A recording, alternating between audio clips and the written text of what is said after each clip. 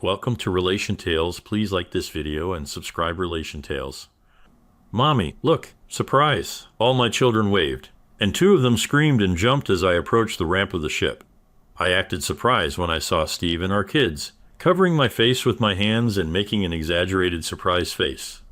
What are you all doing here? I asked. Surprise, Mommy, my husband said with a mysterious smile. We wanted to come and see you off. Where's Edna? I smiled back at Steve. I think she's already on board.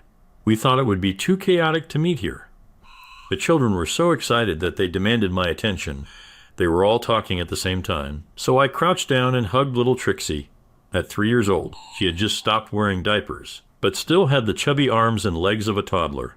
Like her older sister, she was a talker, and her lisp was just too cute. Are you going on that big ship? She asked with her wide blue eyes. Yes, I'm going too. What will you do on a big ship? Well, you can swim there, watch movies, have a gym and a cafe, so I'll be busy. I want to go on a cruise with you, Mommy. Well, not this time, but maybe one day we can go as a family, okay? How long will you be away, Mommy? Katie was already tall and thin, but just 2 years ago she looked like Trixie and Steve. She had almost white hair. We loved spending time outside, and the summer sun would bleach their hair, while I could only pick out a few strands of my brown hair. My tan made up for it. However, it's 5 days and 4 nights, so I'll be home Friday afternoon. Katie's bottom lip curved into her too cute grimace. I kissed her little nose. Don't worry, sweetie, everything's okay. I'll come back before you even realize I've left. We'll miss you, Mommy. Charlie was like my mini-me. Even at 8, he resembled me a lot. But his behavior was just like Steve's. Serious, hardworking, dependable. I sometimes worried he didn't know how to have fun, but I knew he'd always be responsible. I'll miss you too, but Dad will be here for you. He'll take good care of you. I know, Charlie said, but we want you home too. I love you all so much, I said, hugging them all and squeezing them in my arms. Trixie and Katie twirled and giggled while Charlie stood motionless, and I'll be home before you know it. I stood up and grabbed my roller carry-on bag. My other suitcase was already loaded onto the ship. I turned to kiss Steve, but he was gone. I looked around but didn't see him. Children, do you see Daddy? They looked around in confusion, and since they were small, they couldn't see much. My eyes scanned the crowd of hurrying people, but he was nowhere to be seen. I looked at my watch and saw that I only had 5 minutes left to get on board. I called his number, but it immediately went to voicemail. He must have been talking to someone. Steve, where are you? I need to get on the ship. Please hurry back. The children looked at me and they looked worried. I smiled brightly. I'm sure he just went to the toilet or something. He'll be back soon. What are you going to do with Dad while I'm on the cruise? We're going to go to the pool. Trixie loved the water, especially the local pool. Dad said we could go to McDonald's for dinner one night. Oh, he said that, didn't he? Make sure it's just one night, okay? I was making fun of Katie. She twirled and giggled. We're going to play mini golf tomorrow night. Do you think you'll beat Dad this time, Charlie? I asked. I think he lets me win sometimes. Charlie looked serious, and it made me a bit sad to see him growing up. You still have to aim well, I reminded him, echoing Steve's words from their games. If you make your shots, it doesn't matter what Dad does. Charlie managed a small smile, and I hugged him before standing up.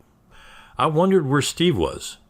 I carefully examined the area and saw 2 uniformed men heading towards the ship's ramp. Crap. I ran towards them, keeping the children in sight. Sorry, I have my boarding pass, but my husband ran to the toilet and hasn't returned yet. I can't leave my children. Can you wait a couple more minutes? The young man raised his eyebrows and looked at the older man. I called Steve's number, and it went to voicemail again. Steve, I'm going to miss boarding. Please hurry. I called him again, hoping that this time I would get through. Did not work out. I looked at the sailors and shrugged. I'm sure he'll be back soon. He knows I need to get on the ship. Sorry, madam. We need to get this ship sailing. I quickly sent a text message. Missed the ship. As I walked back to the kids, I called Steve again. Thank you, Steve, I said, feeling a mix of emotions. I missed the ship. I can't believe you left me like this. I hope you have a good reason. I watched sadly as the gangplank moved away from the ship. So much for my vacation, I thought to myself. My phone buzzed, and I saw a text. Oh no, what happened? I replied quickly. But I knew I had to focus on my children. I'll deal with this later, I thought. I gathered my children and took them to a shady bench to wait for my husband. "Mommy, aren't we going to the ship?" one of them asked. "Not today, sweetie," I said. "Daddy had to go somewhere, and I couldn't leave you alone." I didn't want to defend Steve at that moment.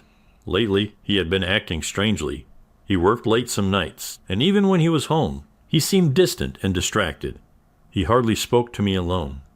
In fact, instead of spending the evenings with us as usual, he would go to Tony's bar or work in the yard until dark. He also checked his phone more often. One morning I got curious and checked who he was texting with and discovered that he had put a password on his phone. Did he cheat on me? This thought made me nervous, but it couldn't be Steve.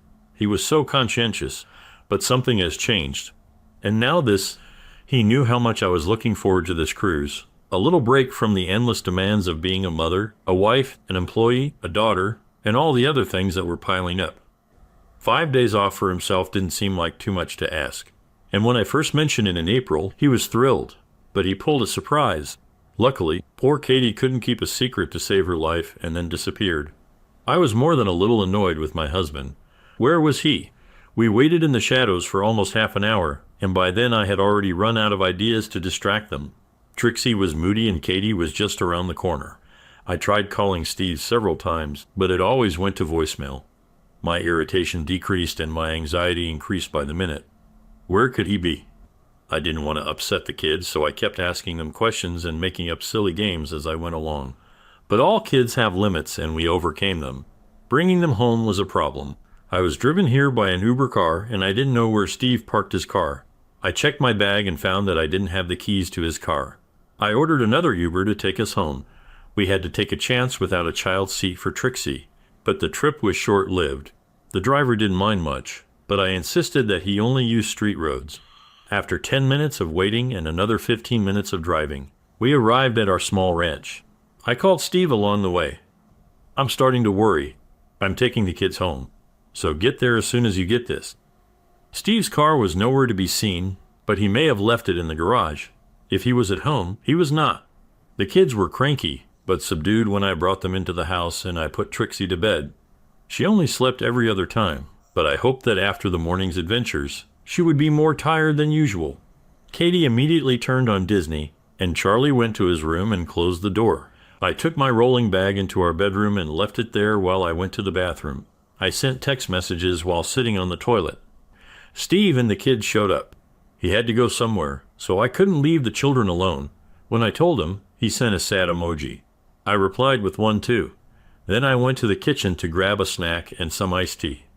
As I sat down at the table, wondering where Steve might have gone, my heart sank. I didn't notice it first, but there it was, Steve's phone in its silver case, perfectly aligned with the edges of the table. I knew he did that on purpose. He had an eye for detail and symmetry, which was essential as a high-quality paint artist. What cooled me down was his wedding ring lying on the dark phone screen. Crap. I went into our bedroom and saw that most of his clothes were gone. His tablet was also missing from the bedside table, and a check of the living room revealed that his laptop and all our files were also gone. Looks like my marriage is over. Tears flowed, although I knew that it would not change anything. But I also knew that I had destroyed Steve. He was no coward, so if he couldn't face me, it was because it would have destroyed him. And despite my sins against him, I loved him deeply. Steve was an amazing person. He was a wonderful lover and a reliable partner who sacrificed his comfort for me throughout our 11 years together, 9 of them as husband and wife. He could be stubborn and could focus on one task at the expense of everything else, including me. But I still got my way 4 times out of 5. I could be impulsive and easily irritated, but he was calm and stable, and he balances me out. I really needed this, especially before having kids. He was an incredible craftsman. His painting business flourished after the first couple of difficult years because he combined creativity with responsibility and now had a waiting list thanks to feedback from his grateful customers.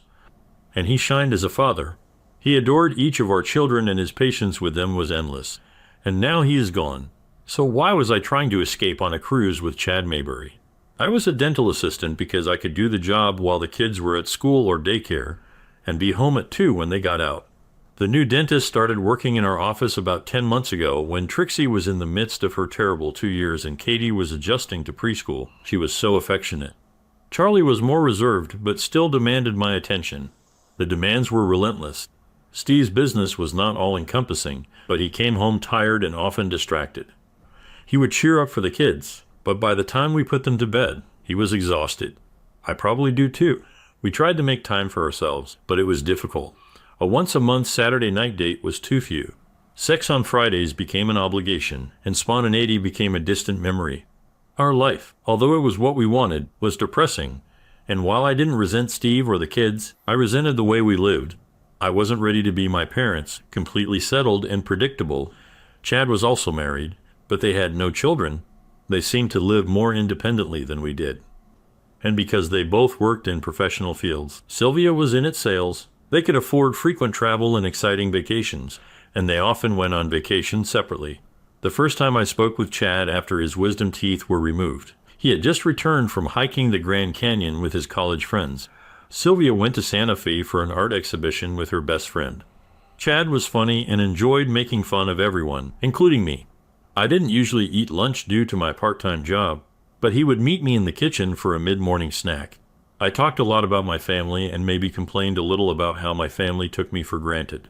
I envied his free lifestyle, disposable income, and minimal responsibilities.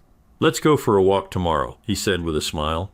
"We can go to the beach for lunch and be back in time for you to pick up the kids." That's what happened. It was a nice change from my usual routine. I had grown-up conversations without any expectations. I didn't have to repeat myself, and I could focus on myself for once. Chad drove, so I could relax, and the waiters took care of me instead of the other way around. It was a nice break, and when I got home that evening, it felt like the best time in a long while. Steve noticed my happiness, and we were intimate, which hadn't happened in months. I was so happy, I hugged Steve tightly, almost crying because I loved him so much. Chad suggested having lunch again a couple of weeks later, and it became a regular thing. Sometimes we just grabbed a sandwich and sat in the park to chat, but if we didn't have plans afterward, we'd explore a bit more. I wish I could say Chad seduced me, but that didn't happen. It was I who opened the door. However, it did pass, so the effect is on both of us. One day over lunch, he asked me about Steve. "I think I spend more one-on-one time with you than with him. I wonder if he's tired of my charm. That would be a shame." He looked down at my very substantial chest. "Your charm is significant." I blushed. "Well, you have your own charm." Looking at his lap with a smirk and a raised eyebrow, and then sex was on the table. Our teasing became more intense, and I began to think of Chad as a lover. He was handsome in an exquisite way. Steve was a stud, tall, slender, with broad shoulders, bright blue eyes, and calloused hands. We had lunch once, sometimes twice a week, until one day we had to cancel several meetings in a row. "Do you want to go to the beach?" he asked with a smile. "I bet." Instead of going to our usual dockside bistro, Chad stopped at a surf beach motel. "I'd like to try your charm," he said. His eyes sparkled with desire, and I felt overwhelmed by the thought that he was arousing me. So we had sex. He only made it through one round, but he lasted a long time. It wasn't amazing like my best performances with Steve, but it was good nonetheless. We had an hour and a half, which was enough to not feel rushed. I was surprised that I didn't feel guilty. I guess I just thought of my time with Chad as a time out from normal life. It didn't affect my marriage other than it relieved me of some stress, so there was no reason to feel bad. I completely loved Steve. He was my life partner. Chad was just a trip to the gym or a nice massage. We never planned our affairs, allowing the universe to determine our possibilities. The first couple of months thanks to the schedule, but then the practice got busier and patience became more reliable, and 6 weeks went by without any appointments. And then we talked about a short cruise. This should have been a nice break for both of us. After the kids went to bed, I broached the subject with Steve. "Honey, Edna from work won a Caribbean cruise for 2. She had just broken up with her boyfriend, and she asked me to join her. What do you think?" "When?" "In 6 weeks or so. In the first week of June." "For how many days?" "Chad and I haven't discussed this yet, so I was just guessing. I think it's for 5 days. I can clarify. That sounds like a good idea." "You've worked really hard here." "I don't say it enough, but thank you for everything you do for our family." He hugged me tightly with his long, strong arms. In that moment, I felt like the happiest woman in the world. I loved him so much that I took him to our bedroom, and we shared a special moment together. When I was with Steve, I never thought about Chad. There was no reason to. Steve was my real life, while Chad was just someone I had fun with casually. Chad and I decided on June, so we would have time to talk to our spouses about it. I chose Edna because Steve had never met her, while Chad said his friend Jeremy won the cruise. Neither Steve nor Sylvia objected. Perhaps 6 weeks was too long. I don't know how Steve found out, but judging by his change in behavior, it didn't take him long once he found out about me and Chad. I wondered if he had arranged for Katie to tell me they were going to surprise me at the dock. So Chad and I had to board the ship separately, and now I was looking at Steve's phone and his wedding ring, and I had absolutely no idea what to do next. It looked like I was going to become a single mother, which left little time for anything other than childcare. If I thought my life before was a thankless task, I suspected it would be even more depressing now that I would be doing it without a partner. Crap. I took a deep breath and started making phone calls. I started with his brother. Hi, Paul. Have you seen your brother today? No. Was he late?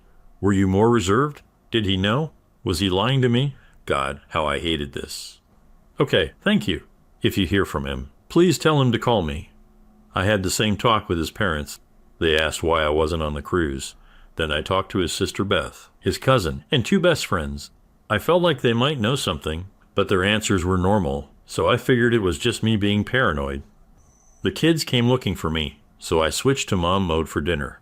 While we were eating macaroni and cheese with baby carrots, my daughter Katie asked, "Where's Dad? He said he'd be home this week." "Well, our plans have changed, honey," I said. "I'll be here now." "But where is Dad? He always comes home for dinner." "Charlie, do you know where Dad is?" Charlie looked at me seriously and then slowly shook his head. No. I believed him. Steve would never burden his children with something like that. I smiled and distracted them with questions about their summer camps, but I began to panic. I suppressed my anxiety, cleaned the kitchen, and then sent the girls to the bath. It was after 8 when Katie and Trixie went to bed, and I left Charlie reading in his room for another half hour before returning to turn off the lights. Looking at his phone, I knew I couldn't contact him that way, so I typed an email on my screen and sent it to his personal and work email addresses. "My dear Steve, I hurt you deeply and I'm so sorry. I love you despite what you may think about my actions. I would like you to give me a chance to show you that what I write is true. Please come home. I really need you, but if you can't do this for me, then please come back for the sake of our children. They're already upset that you missed dinner today, and they'll only get more scared and worried the longer you're gone. Please go back to your family. I love you and only you." I didn't sleep for a long time, hoping for an answer. I ignored the text from Chad asking how I was doing. Finally, a little after 10, I went to bed. I needed to be fresh for my babies in the morning. I hoped the new day would bring something from Steve, but he didn't bring it. But I got a call from my husband's sister, which burned me. "What the hell is wrong with you?" she screamed when I answered. "What? What do you mean?" My brother might not always remember everything you ask him to get from the grocery store because he won't write it down, but he's a good person. He's the best person I know. So why are you cheating on him?" I don't know what you're talking about," she stammered. "What did he tell you?" "Steve didn't say anything to me," I replied. "Paul had to pick him up from the drunk tank this morning. He was in bad shape. His lip was split and his face had scratches all over. Paul thought he was still drunk. And he told Paul that you don't love him anymore because you're cheating on him with a guy at work." Crap. My heart broke once again for Steve. He never drank much. And when he got drunk, he just became funny. Being so big and strong, he could hurt in a fight. But he was such a kind guy, and he always relieved tension by talking. He had never fought in all the years that I knew him, and there were no stories of fights before either. What did he do? What have I done? I need to talk to Steve. Is he with Paul? I don't know where he is. But Jesus, how can you cheat on the best guy in the world? I didn't have an answer, so I said, "Trixie wanted me," and hung up. How could I cheat on Steve? The only thing that came to my mind was that I didn't cheat on Steve, at least not in my mind. My relationship with Chad had absolutely nothing to do with my marriage. Nonsense, I know, because marriage, if it is right, should always be full and permanent. No breaks, no vacations. It can be exhausting, but this connection should never be broken. Otherwise, you will only be left with ashes and relatives hurling abuse at you. Now I saw it completely clearly. Realizing that I had destroyed a good man whom I loved, I needed to contact him to see if there was anything I could do to improve this situation. I called Paul, but no answer. So I called his parents. I thought the conversation with his sister was bad, but I would have preferred it a million times over another conversation with Steve's mom. Hello? Hi, Margaret. Is Steve there? All I heard was a sob and then silence. Margaret, are you okay? Silence. Are you here? Margaret, finally the trembling whisper answered. I was so glad when he found you. I thought you were the best thing that could happen to my son. He was so happy, but you were the worst. Stunned, I waited for her to finish. But it seems like she's finished talking because the conversation stopped. Oh no. If Trixie hadn't come in and asked me to tie a bow on her doll's dress, I would have fallen apart right then and there. But I had to take care of my children, so I put on a smile, and we got through the rest of the day. My children were innocent, and I knew I had to do everything to protect their innocence for as long as I could. This went on for another day. They started to get more confused and upset that Steve wasn't home with us. So I had to tell them that their dad was staying with his brother. I tried to explain that he loved them very much, but we had a disagreement, and we needed some time apart. They didn't want this at all, and Charlie seemed especially upset. Is Daddy coming home? Of course, expensive. We need to discuss some things, but he loves you and your sisters so much that he won't be gone long. He loves you. I hope so. I smiled in self-defense as his question pierced right through me. Sometimes parents fight, and we need to talk about it so we can be happy again. But even when we're upset with each other, we always love you. He nodded seriously and left. My heart broke again. Considering how protective Steve's friends, and especially his family, were of him, my secret was well solved. He was wounded, badly wounded, but I couldn't get even a hint of where he might be. When they did not evade my calls, his defenders grew petrified. Nobody said anything about him. I left messages with the few people who spoke to me, begging Steve to call me, or at least set up a meeting with the kids. I only cried when the children could not hear me, but then I cried bitter tears. We were so perfect together, but now we are not, and never will be. 5 lives are directly affected, and who knows how many others are indirectly affected, and it's entirely my fault. My hope was gone by Thursday evening. I'd run out of ideas and resigned myself to waiting for Steve to make the first move, wondering when I might hear from him, hoping it wouldn't be through a mediator in a lawsuit. I went to bed that night sadder than ever. I clearly did not have a defender among the people supporting him. No one spoke about balance, patience, balance. I didn't deserve forgiveness, but I thought maybe he had enough love to respond at least a little.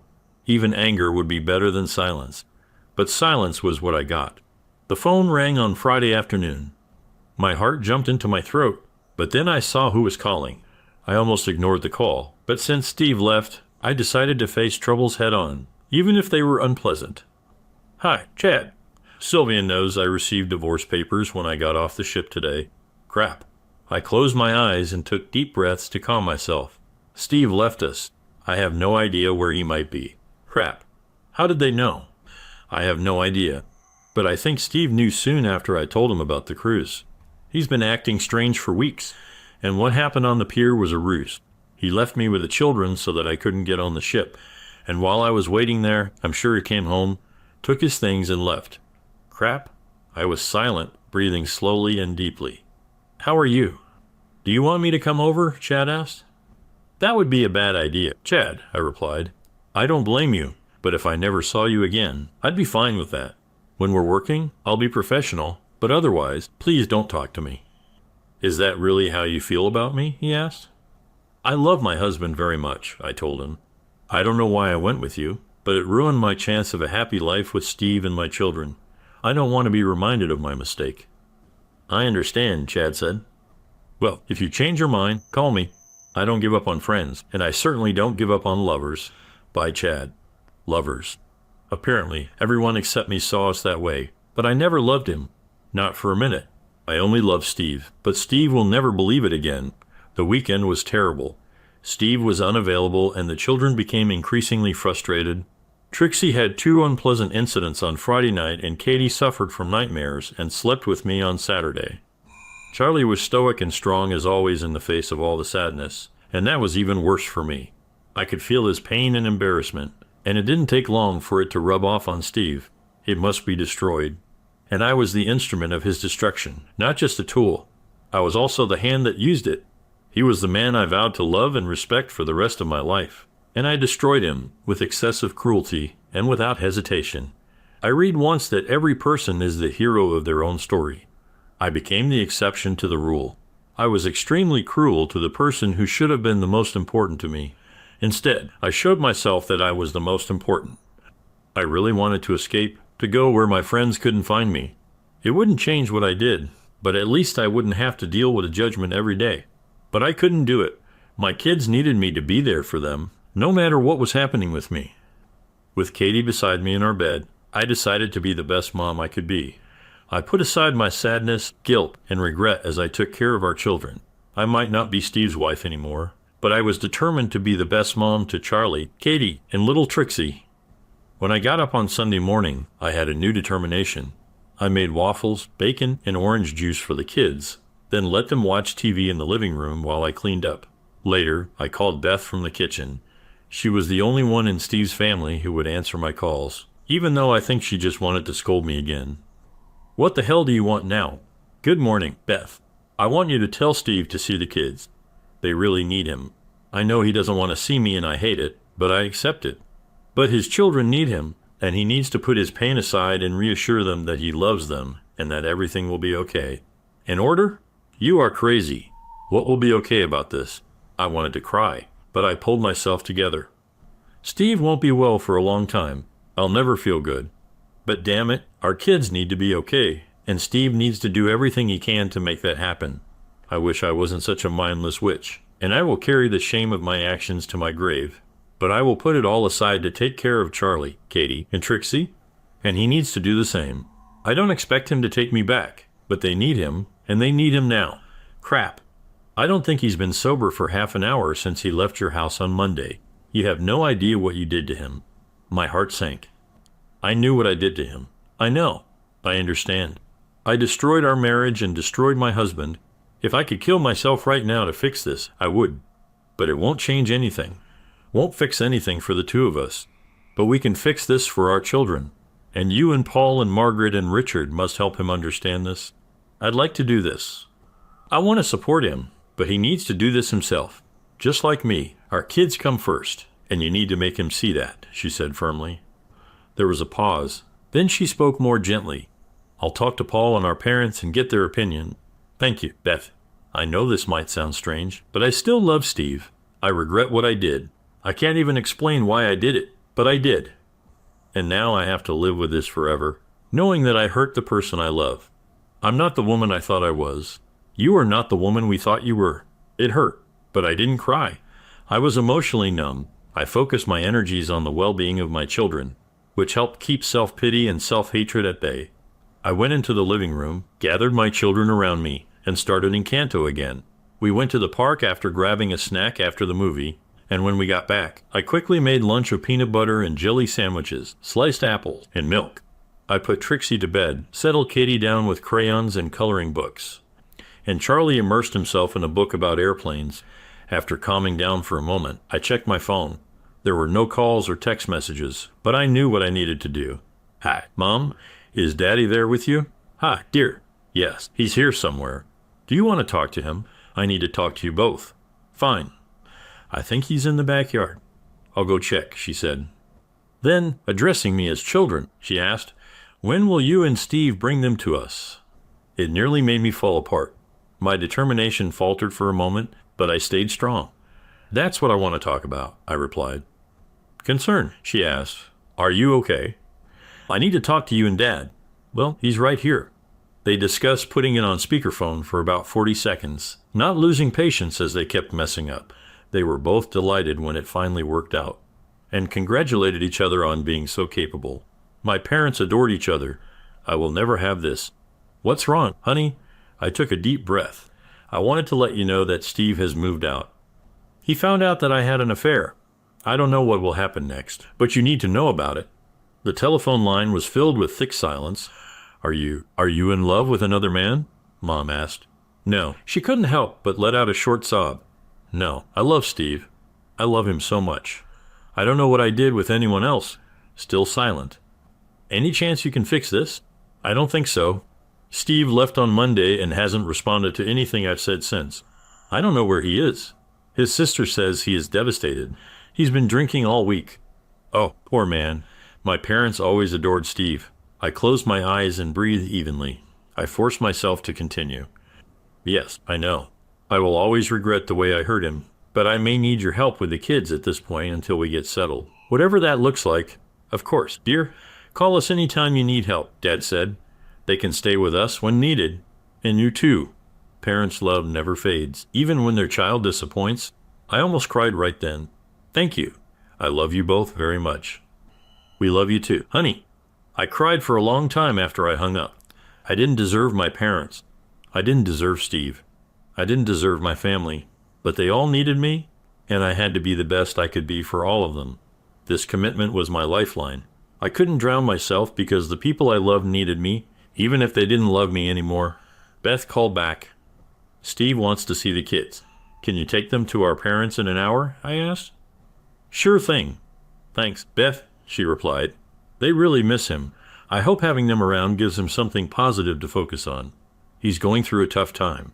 I know he doesn't want to deal with me, but if you think there's anything I can do to help, just let me know. I really care about him. I know I've lost my right to impose, but I'm here for whatever he needs from me. Fine. The kids were extremely happy to see Steve, and they were excited about going to see their grandparents. Katie and Trixie rushed to the door as soon as I let them out of the car, but Charlie stayed behind. Aren't you coming with us? Not today. I have a couple things to do, but I'll be back for you in a couple of hours, okay? He nodded, serious as ever, and walked towards the door, where Steve's mom was waiting for him with a big hug. She didn't even look at me. I returned home and cried again. The house seemed both suffocating and empty. Everything seemed smaller, more compact, and nothing mattered. Family photographs mocked me. They looked ancient and frozen, relics of another time. They could have been in sepia. The furniture, books, DVDs, and video games seemed like they belonged to an era long closed. I felt like I was visiting my family's museum, looking at history. I pulled myself together as best I could before returning to get the kids. I barely recognized them. They were all subdued when Steve's mom walked them out the door to my car, and they were very quiet on the way home. I brought them inside and made dinner. I cooked some chicken, heated up frozen potato sticks, and chopped some red peppers and carrots. I love my kids, but they mostly like simple foods that are high in carbs. I figured it's not worth arguing over right now. Right now, they just needed comfort. No one ate a lot. Charlie went to his room, and I sat Katie and Trixie in front of the TV while I cleaned up the kitchen. I was almost done when I saw Katie standing in the doorway, looking at me. Mom? She said softly. Yes, sweetheart? Why is Daddy so sad? What do you mean, Angel? He cried a lot. I think he was just happy to see you. Sometimes people cry when they are happy. You know he loves you very much. I know. He said that too, but then he still cried. I hugged my child, riding the waves of regret again. I ruined Steve's world. My love for him was the foundation of the tower he built for his life. And when that stone came out, everything else came crashing down around him. He couldn't even keep his emotions together for his children.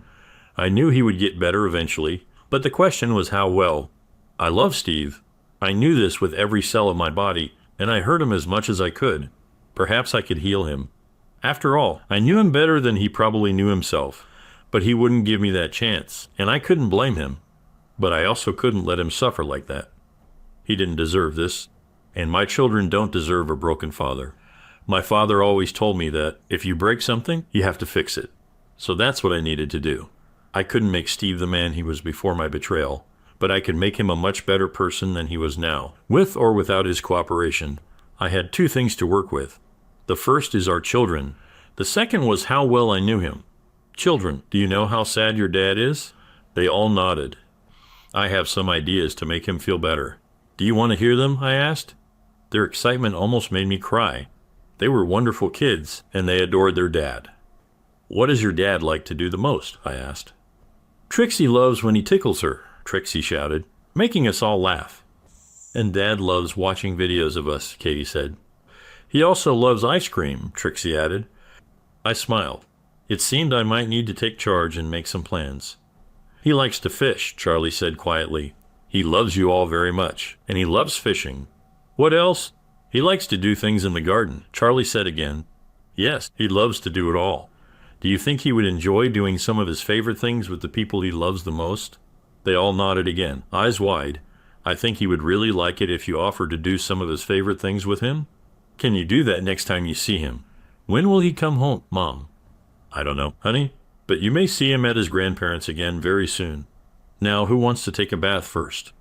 After I put the girls to bed and Charlie was in his room reading, I called Beth. What the hell do you want now? She said in a tired voice. You haven't done enough yet. I know what I did, Beth, and Steve did nothing to deserve what I did to him. But now he needs to make our children his priority. They need him, and he needs them too. We can help him start to heal, and that starts with him spending time with the kids. For what? Why, what? Why are you doing it? You destroyed my brother, and now you want to help him. I never intended to hurt him, despite all the evidence to the contrary. I love Steve deep. I've always loved Steve, and I know that we can't be together now, and maybe never will be again, and it breaks my heart. But I know how he can be healed, and I will do everything I can to help with that, even if he never speaks to me again. I was surprised Beth didn't answer, so I continued talking. I want him to see the children every day. It could be at our parents' house, or it could be here. It would be better here. I can leave while he's here. In fact, maybe we can share this house 1 week each. This way the children will remain in a familiar environment. The children will help him recover, and their love will help him recover. He's going to divorce you. It was like a white-hot knife in my chest. I hesitated, but took the blow upon myself. I deserve it. I thought so, and I will mourn this for a very long time. But that doesn't change what we need to do to help him. Please, Beth, help me. Help him? Fine. I'll ask him to see the children. I'll talk to Paul and our parents about your idea of sharing your house. It makes sense to me, but only if you're not there when he's there. I will do anything short of abandoning my children. I don't want to hurt him anymore. She hung up without saying a word, which I took as progress, considering how likely it was that the word would be a slur. Work the next day was a little surreal. I swapped procedures with Edna so I wouldn't have to work closely with Chad. We were hyper-aware of each other, but no one else knew that our lives had fallen apart last week, so everyone treated us the same as always. Edna asked me how the cruise was and laughed at Steve's confusion about her accompanying me. He called her to arrange some gifts for me while I was on the ship, and asked her to keep it a secret after he apologized for the confusion about who I was going with. I forced a smile to hide my pain and told her that I couldn't leave the kids in the end. But it was still nice to have a break for the week. She praised what a great husband I had for surprising me like that. Afterward, I spent 10 minutes in the bathroom quietly crying. When I picked up the kids on the way home, I got them settled. I realized I'd been relying too much on TV to distract the girls, so I decided to try something different once things calmed down. Right now, I just couldn't manage our usual games and activities. Our dinners were usually simple, but I tried adding things like blended spinach to spaghetti sauce to make them eat a bit healthier. Today, though, I just popped a couple of frozen pizzas in the oven and chopped up an apple, but I knew this couldn't become a regular thing. When Beth called, I took a deep breath before answering. Steve said he wanted to see the kids. He liked the idea of taking turns having them at the house. I suggested it as my own idea, just in case he ever talks to you. If he knew you suggested it, he might not agree. Thank you, Beth. I don't need credit. We just need to get Steve, Charlie, Katie, and Trixie together so they can feel complete, I told her. When does he want to start? She asked. Tomorrow, I replied. The idea of being the kid's only parent for a week seems to comfort him. He hasn't had a drink today. He's still very sad, but he focuses better when he thinks about the kids. I appreciate your help, Beth, I said. Don't mention it, she replied. I'm serious. If you ever tell Steve I suggested this, he'll disown me. I let out a bitter laugh. It was either laugh or cry again. It was the mother of all mistakes, wasn't it? I couldn't destroy my family anymore, even if I wanted to. Beth fell silent, but I could feel the tension in her wavering. Finally, the words came out of her. Why? For God's sake, why? I don't know. It was like a break. Chad was friendly and nice enough, but I didn't like him at all. I don't even find him particularly sexy. But he paid attention to me simply as me and not as a wife or mother or anything else. He just loved spending time with me. Sex happened quite suddenly, but it wasn't passionate. It was just fun. Something we did for fun. I destroyed my marriage for what was nothing more than a few trips to the gym. And on a cruise, I don't know what I was thinking about this. I simply disconnected Chad from the rest of my brain. Now this disgusts me. It doesn't seem like it happened to anyone else. But it seems like a dream, like it wasn't reality. And now I have to live the rest of my life knowing how much I hurt the person I love for fleeting pleasures that meant nothing to me. This is so wrong. I know. She fell silent again. He spoke to a lawyer. You will receive your divorce papers this week. At work? Yes. Okay, I saw this coming. It's just not right, I said. I couldn't agree more, she replied. I composed myself and informed everyone at work that Steve and I were getting a divorce. I admitted that we had problems and took responsibility for them. Everyone seemed surprised, except for Chad, who pretended to be shocked. I decided to share my news first, but I'm sure people will piece together the puzzle when they learn about his marriage falling apart too. It was awkward at first, but the two dentists hugged me and assured me they would support me by adjusting my work hours as needed. It really helped everyone else to at least support me a little. The documents arrived on Thursday afternoon, and I took them with me to my parents', where I stayed while Steve was with the children. His lawsuit was punitive, extremely punitive. He wanted 3/4 of our assets, a house, primary custody of our 3 children, child support from me, no child support from him, and for me to take back my maiden name. I understood his anger and was sad about it again, but it didn't work for me. Or for Steve. I knew him. Once he recovers, he will have too many regrets about this angry settlement. And if our children were to get through our divorce as healthy as possible, they needed to see us treat each other kindly. When I met with my lawyer, I insisted on a fair offer and indicated that I had no intention of bidding. I accepted that my marriage was over. I realized that I had no right to ask Steve for any communication. I would really like to talk to him, but we have told his lawyer that I will only do so in response to a request from Steve. He never asked for this. I made no claim on his business and offered to divide our other assets equally, share the house on a rotating basis until Trixie finishes school. Then we would split the cost of it, shared custody of the children, no child support on either side, and no spousal support. I wasn't going to give up his last name until Trixie's graduation, but if he still wants it, I'll do it. My lawyer was confident that I could do better and tried to convince me to ask for more, but I stood my ground. There were a couple of half-interested attempts on the part of Steve's lawyer to get more for Steve, but he also knew I could get more, so we soon came to the terms I proposed. Living in our house, but without each other, was strange for me, but the children, especially the girls, quickly got used to it, and that was the most important thing. Charlie seemed more thoughtful than usual, so working through Beth, Steve and I agreed to take him to a therapist. He responded well, and while he'll never be the guy with the lampshade on his head, he's back to being less serious than he was before the divorce. Beth organized weekly shifts by arriving half an hour before her shift, so either Steve or I would leave when the other one arrived. Even though he didn't talk to me, Steve always stood tall in front of the kids. Well, almost always. He took down every picture of me and placed them facing the wall in the office. I always hung them back for my week and then put them away before going to my parents. He never said anything bad about me to the kids and made sure they didn't hear anything negative from his family. I respected his boundaries. I felt like I owed him more, but he only allowed me to do that much for him. I worked full-time at the clinic, and my parents would take care of the kids until I got home during my week with them. It wasn't a perfect life, but I had my children, my parents, and my job, all the things I enjoyed. I stopped dating, and I wasn't sure if Steve was seeing someone else or not, but I suspected he might be. He was always good at relationships and was a great partner. The first time Steve spoke to me was after that awful day at Katie's school play. I waited while he and his parents found seats. Then I sat on the other side of the room, behind them, so he wouldn't see me. Trixie was with me, and Charlie was with a friend that night. When Trixie saw her dad after the play, she ran to him. I followed a few steps behind her and stopped a few feet away when he picked her up, making her yelp and laugh. Seeing their love made me smile. His gaze quickly found me. He always did this when we were a couple and nodded to me. I smiled at him. I still loved him, even though I knew I couldn't be with him. We thought we'd take Katie out for ice cream to celebrate her performance. Can I visit her for a moment? I thought the same thing. But now I will always rely on him. Certainly.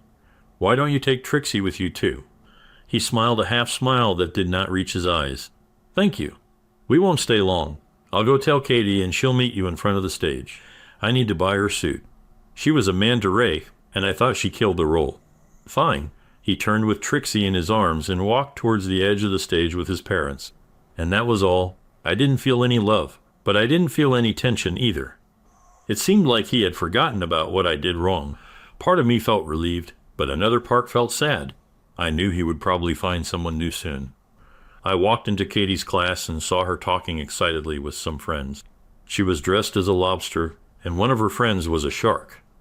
"You were fantastic, sweetie," I told her. "Mom, I was so nervous," she admitted. "I can tell, but you did a great job," I reassured her. "Give me your costume. Dad's on stage with Grammy and Poppy, and they want to take you and Trixie out for ice cream." "Hooray. Will you come too?" "Not tonight. I need to go home and clean the kitchen." After dinner, we had to hurry. I made sure Katie got to Steve and his parents. They made a big fuss about it, which made me smile. The guys looked like they were going to be okay. When I slipped away, my throat tightened. There will be joy ahead, both for Steve and for me, but probably not together, and not nearly as much as I sacrificed with my stupidity. I hoped Steve would find love again. He didn't deserve what happened, and he deserved to be happy. But now, he had to find that happiness on his own. The same went for me. My husband is delusional. What should I do? I'm a 32-year-old woman who's had enough of my marriage. My husband, 38, has been physically and mentally abusive over the years. He's thrown me down while I was pregnant with our first child, threw furniture at me during the second pregnancy, and once left me stranded in a parking lot without my phone. Despite this, he seems to forget what he's done. I've been silent about the abuse until now. For the past 2 years, I've been having an affair with someone truly amazing. He's the first person I ever fell in love with, 15 years ago. We reconnected 2 years ago and instantly connected. I've been honest with my affair partner, and he's been patient and understanding. 3 weeks ago, I was rushed to the emergency room, and my husband discovered my affair by going through my phone. He's now aware of my cheating, but he's in denial about it. My husband told me he doesn't care that I cheated and that I have to stay in this marriage. He threatened to kick me out of the house, even though we both own it, and take away my kids if I leave. He also said he'd tell them about my affair. Now, my husband is acting fake and trying to be better, but I know it's just a facade because he read the messages and saw how kind my affair partner is to me. I don't want to be in this relationship anymore, but I'm not sure what to do because of the kids. Part of me wants to tell them myself, and all of me wants to leave. The sad part is that I don't care how my husband feels. He's never cared about how his actions made me feel. He doesn't realize that I don't need him as much as he needs me. It's not about having the courage to leave him. It's having the courage to tell my kids, and how do I even go about telling them that their parents are going to separate? Please be kind. I know my situation sucks. Thanks for joining us on this chapter of Relation Tales. If you were moved by these stories, hit that subscribe button and ring the notification bell. Don't miss out on the upcoming emotional roller coaster of relationships. Your support means the world, and we can't wait to share more compelling tales with you. Until next time, remember, every relationship has a story worth telling. See you soon.